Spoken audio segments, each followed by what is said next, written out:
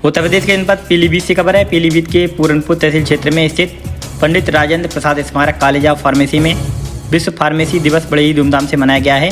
वहीं इस कार्यक्रम में मुख्य अतिथि के रूप में पहुंचे जनपद पीलीभीत के सीएमओ आलोक शर्मा ने कॉलेज में भ्रमण कर कॉलेज में भर्ती मरीजों से भेंट वार्ता कर उनका हालचाल जाना।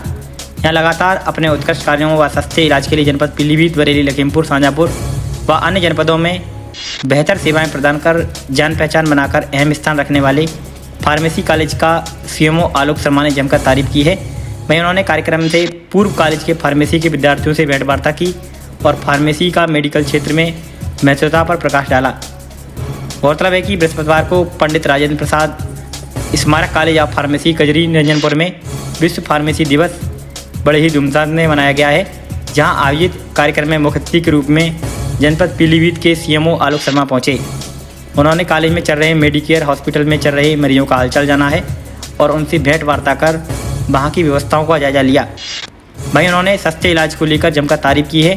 उन्होंने कहा कि पंडित Rajendra Prasad Smarak college of pharmacy में संचालित मेडिकेयर हॉस्पिटल गरीब व असहाय लोगों के लिए एक बेहतर विकल्प है, जो कि बड़े बड़े शहरों में संचालित अन्य अस्पतालों की अपेक्षा सस्ता व सही इलाज देकर क्षेत्र ही नहीं जनपद तक के अन्य अस्पतालों से बेहतर सेवाएं प्रदान कर रहा है।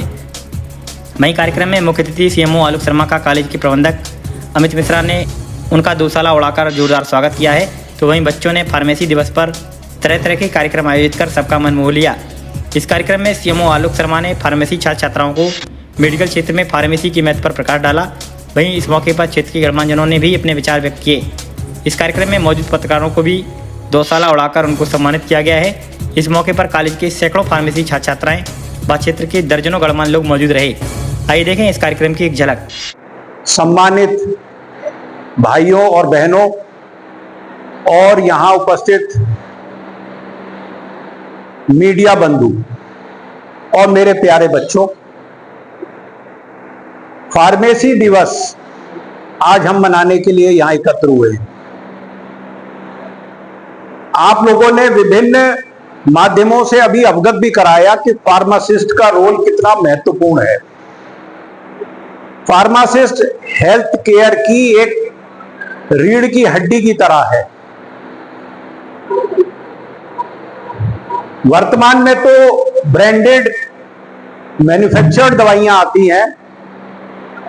आज से पीछे चले जाइए 30-40 वर्ष पहले, तब फार्मासिस्ट जो था वो दवाइयों को खुद बनाते थे।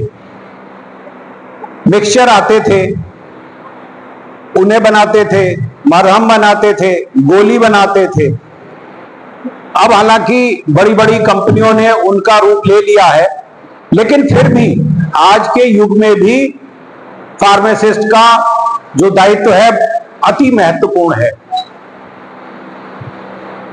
इस चिकित्सा जगत में जो भी लोग जुड़े हुए हैं, उन सबके ऊपर एक सबसे बड़ी जिम्मेदारी होती है कि हमें अपने रोगी की गोपनीयता को बरकरार रखना होता है। एक रोगी जब हमारे पास आता है तो वो अपने तन की, मन की और कई बार अपने परिवार की भी बहुत सारी ऐसी बातें कहता है जो वो किसी और से नहीं शेयर कर सकता। तो हमारा फर्ज है कि हम, अभी आप आए मेरे पास, आपने कुछ मुझसे कहा तो वो बस यहीं तक रह जाए, आगे ना जाए। इसके अलावा हमारे इस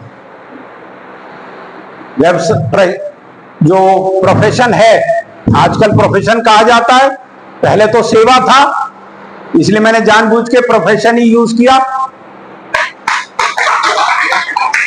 सनातन काल में ये एक सेवा कार्य था और सेवा कार्य में ये अति आवश्यक है कि जो सामने आया है, जो हमसे सेवा लेने आया है, उसको हम याचक ना समझें, उसको हम देवता तुल्य समझें और स्वयं को सेवक की भूमिका में रखते हुए मर्यादाओं के अंदर रहते हुए, क्योंकि उस समय वो एक देवता तुल्य होना चाहिए। जैसे हमारी संस्कृति में बताया गया है कि हम देवताओं को भी उतनी सम्मान देते हैं, और आजकल तो भाई आपको पता है नवरात्र चल रहे हैं, देवियों का स्थान तो सर्वथा ऊपर रहा है। हमारे सनातन संस्कृति में नारी का सबसे ऊपर स्थान रहा है। इसलिए यह आवश्यक है कि हम जब हमारे पास कोई नारी के रूप में रोगी के रूप में कोई नारी आती है, तो हम उसके मान सम्मान का, उसकी लज्जा का ध्यान रखते हुए, और यह अति आवश्यक है कि उस समय उसकी किसी पारिवारिक महिला या अपने साथ की किसी महिला साथी को साथ में लेकर ही उससे व्यवहार करें और वार्तालाप करें। ये मर्यादाएं हमें कभी नहीं भूलनी चाहिए, क्योंकि हमारा देश जो है मर्यादा पुरुषोत्तम भगवान श्री राम का देश है। हमारे सभी देवताओं ने जो आदर्श घड़े हैं, आपको क्या लगता है कि भगवान हनुमान जी जब लंका में पास में बंधे थे तो क्या वो उसे तोड़ नहीं सकते थे? परंतु उन्होंने ये सिद्ध किया कि प्रत्येक व्यक्ति को अपने अपने दायित्व का निर्वहन करना है। इसी तरह यहां पर आप लोगों को भी अपने दायित्वों का निर्वहन करना है, और पूरी शालीनता के साथ, पूरी अपने जो आप यहां से ज्ञान अर्जित कर रहे हैं उसका 100% देते हुए उस कार्य को करना है, तभी आप सफल बन पाएंगे। और यही मेरी आप सबको आशीर्वाद है, और आप सब लोग बाहर जाएं और इस संस्थान का नाम ऊंचा करें।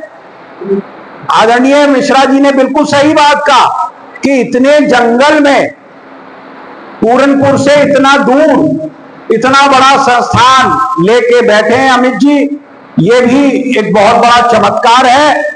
और ये चमत्कार तब और फलीभूत होगा जब आप नाम रोशन करेंगे इस संस्थान का। धन्यवाद। हम सबने मिलकर आपको सम्मानित किया। आपसे यही उम्मीद हम करते हैं अपने सारे छात्रों से कि आप जब भी फार्मेसी के क्षेत्र में जाइए अपना नाम कमाइए। बहुत सारे छात्रों को हमने देखा है कि अपनी दुकानें खोल के बैठ गए हों, मेडिकल शॉप खोली। बहुत से बच्चे हिमालय कंपनी भी हमारे कॉलेज के सिलेक्टेड हुए हैं, वहां भी गए हैं। अभय दीक्षित यहाँ थे भी शायद थोड़ी देर पहले, अभी भी शायद हों, अभी भी है अभय दीक्षित, इनका सिलेक्शन भी हुआ है बच्चों का। मिलन वाजपेयी भी हैं, यादव जी भी हैं। आपका भी बहुत बहुत, ये हमारे पुरातन छात्र हैं जिन्होंने बहुत अच्छा किया है। तो सभी लोग, बहुत अच्छा रहा फार्मेसी वीक हम लोगों का।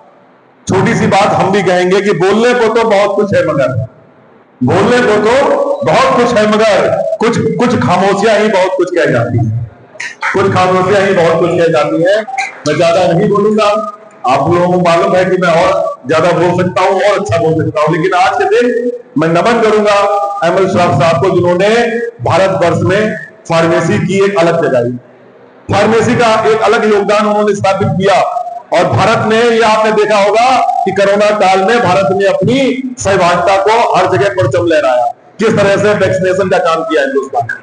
तो ज्यादा लंबी बातें ना करते हुए मैं अपनी बारी वही प्राप्त दूंगा, और मैं इनवाइट करूंगा मुख्य शिक्षा अधिकारी महोदय आलोक शर्मा जी को कि वो आए और अपने दोस्तों से हम सभी को सम्मानित करें। जोरदार